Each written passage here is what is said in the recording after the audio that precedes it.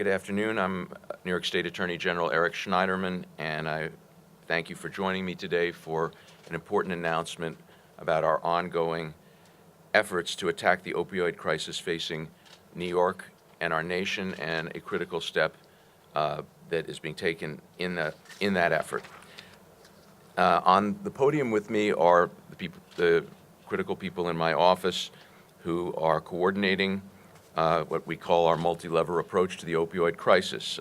My Chief Deputy Jason Brown, Executive Deputy Attorney General Alvin Bragg, my Senior Enforcement Counsel Howard Master, and Assistant Attorneys General Christopher Leung and Carol Hunt.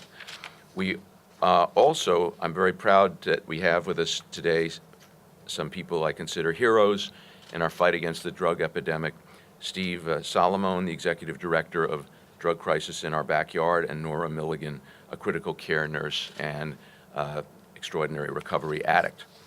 Ladies and gentlemen, I am proud to announce today that a bipartisan coalition of attorneys general from all across the country have come together in an unprecedented effort to get at the root of our nationwide opioid crisis.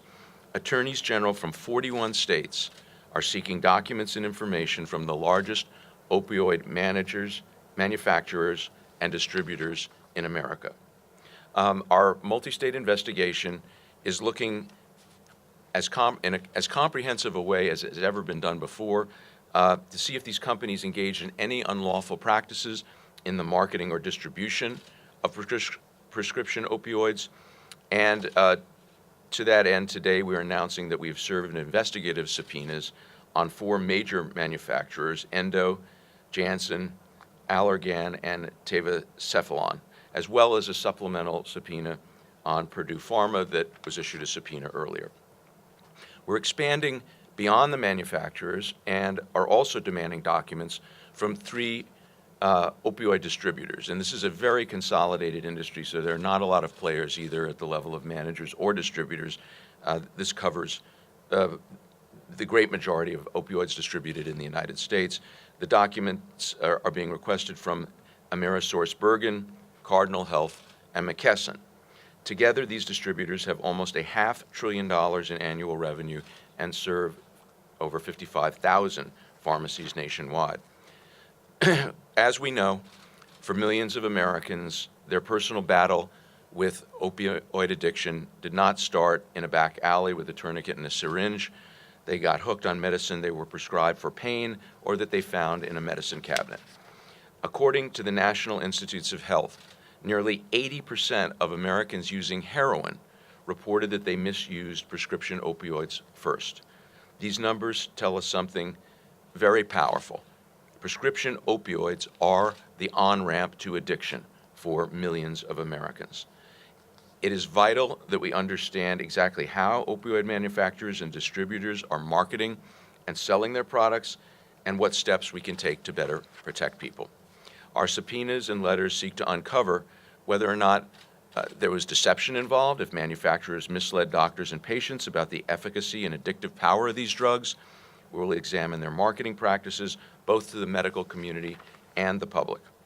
We're also seeking information on whether distributors neglected their legal obligation to flag suspicious orders for the DEA, and if their employees were provided incentives in the form of bonuses for selling more dangerous, addictive drugs. What we know so far is troubling. Lawsuits by some cities and counties and a few states have already chronicled what appears to be some deceptive marketing practices at these companies. There's no doubt that there simply are too many prescriptions for too many opioids in America right now. Since 1999, the number of opioid prescriptions in the United States has tripled. Some states hardest hit by the crisis have more opioid prescriptions than they have residents, which is really mind-boggling. We know that we are facing an epidemic. We know that the system is broken, but there's never been as comprehensive an effort as the one we are launching now by a bipartisan coalition of attorneys general to get to the bottom of it and to clear up what is really, for most of us, still a very opaque industry. It is sometimes hard to grasp the severity of this crisis, but to put it in perspective, more people are killed every year by drug overdoses than car accidents. More are killed by drug overdoses than by guns and HIV combined. And the crisis is hitting young people especially hard. If we look at people between the ages of 15 and 44, in New York State, we know that 22% of all deaths in Oneida County, New York, in this age group, were caused by drug overdoses, according to a report by the New York Times. 27% in Suffolk County, 32% of young people in Nassau County, 37% in Erie County, and a stunning 41% in Sullivan County, New York. My office will not rest until we turn these numbers around. And we know that there is not one solution to this problem.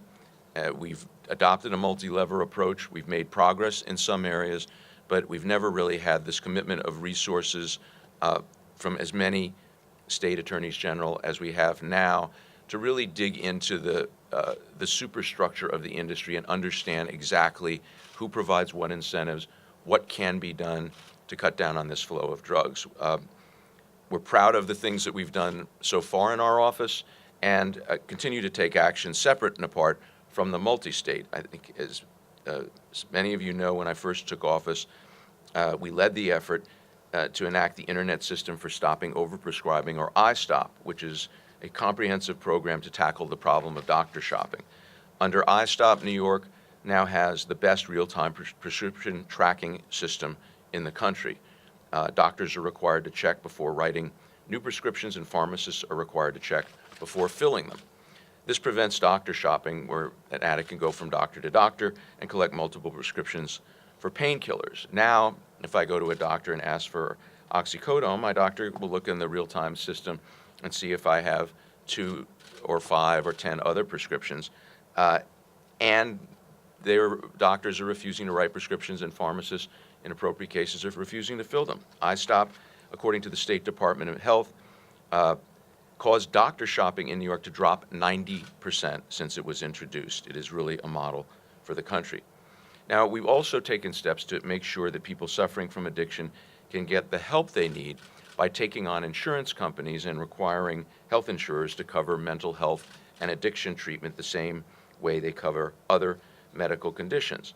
I want to note in connection with this that last week, on September 13th, we sent letters to the 3 largest pharmacy benefit managers, which are another critical part of the infrastructure for getting opioids from the manufacturing plant into the medicine cabinet. The pharmacy benefit managers, and this is a New York-only effort, it's not a part of the Multistate, Express Scripts, CVS Caremark, and Optimum RX, work with and for the insurance companies. They help develop the formularies that determine how expensive drugs are and what drugs are available.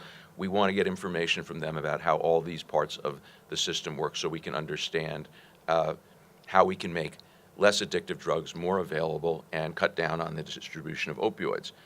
Yesterday, 37 AGs, including our office, also wrote to health insurers, to the American health insurance plans, and asked them for information about similar things. We want to understand the structure of incentives, how the formularies are developed, why, for some people, it's much cheaper and easier to get opioids paid for from by their insurance plan than other less addictive forms of treatment.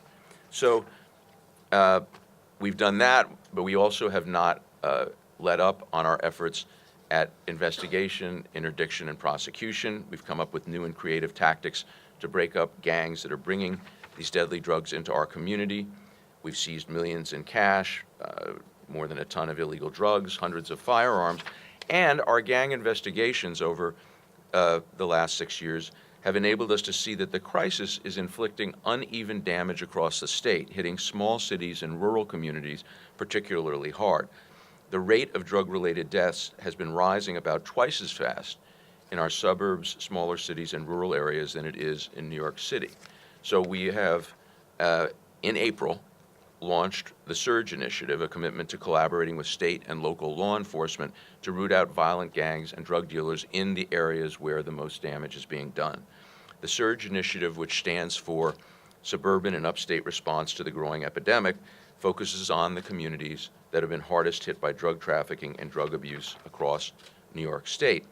And in the few months since we launched the initiative, we've already arrested more than 260 dealers across the state. Collectively, we have charged them with more than 1,100 crimes, including conspiracy to commit murder and operating as a major trafficker. Ladies and gentlemen, this fight is hard, it is urgent, and it requires systemic change. You can't prosecute your way out of a drug epidemic. There's no one part of our all-levers approach that's going to succeed on its own. We have to change the system of manufacture, sale, and distribution of opioids in America. I sometimes say catching bad guys is good, but changing systems or conduct so there are no more bad guys to catch is better. That is ultimately our objective here.